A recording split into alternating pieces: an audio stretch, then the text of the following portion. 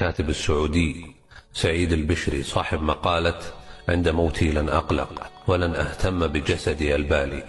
بالله ركزوا على الكلام في آخر المقالة لعلها تكون عظة وعبرة للناس اللي نفوسهم ضعيفة يرون الدنيا وينسون الآخرة. فيكمل ويقول: فإخواني من المسلمين سيقومون باللازم، وهو يجردونني من ملابسي، يغسلونني، يكفنونني، يخرجونني من بيتي، يذهبون بي لمسكني الجديد وهو القبر، وسيأتي الكثير لتشييع جنازتي، بل سيلغي الكثير منهم أعماله ومواعيده لأجل دفني، وقد يكون الكثير منهم لم يفكر في نصيحتي يوما من الأيام. أشيائي سيتم التخلص منها: مفاتيحي، كتبي، حقيبتي، أحذيتي، ملابسي، وهكذا.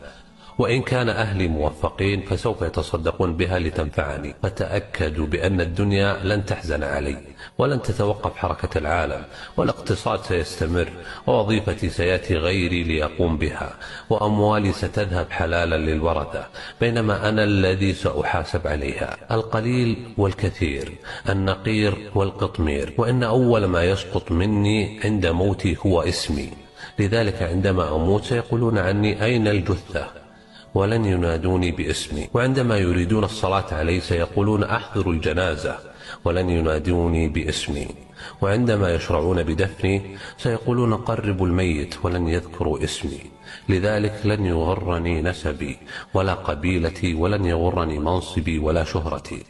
فما أتفه هذه الدنيا، وما أعظم ما نحن مقبلون عليه. فيا أيها الحي الآن، اعلم أن الحزن عليك سيكون على 3 أنواع. الناس الذين سيعرفونك سطحيا سيقولون: مسكين. أصدقائك سيحزنون ساعات أو أيام ثم يعودون إلى حديثهم بل وضحكهم. 3، الحزن العميق في البيت، سيحزن أهلك أسبوعا، أسبوعين، شهرا، شهرين، أو حتى سنة، وبعدها سيضعونك في إرشيف الذكريات. انتهت قصتك بين الناس، وبدأت قصتك الحقيقية وهي الآخرة. لقد زال عنك الجمال والمال والصحة والولد، فارقت الدور والقصور والزوج، ولم يبقى معك إلا عملك، وبدأت الحياة الحقيقية. والسؤال هنا: ماذا أعددت لقبرك وآخرتك من الآن؟ هذه حقيقة تحتاج إلى تأمل.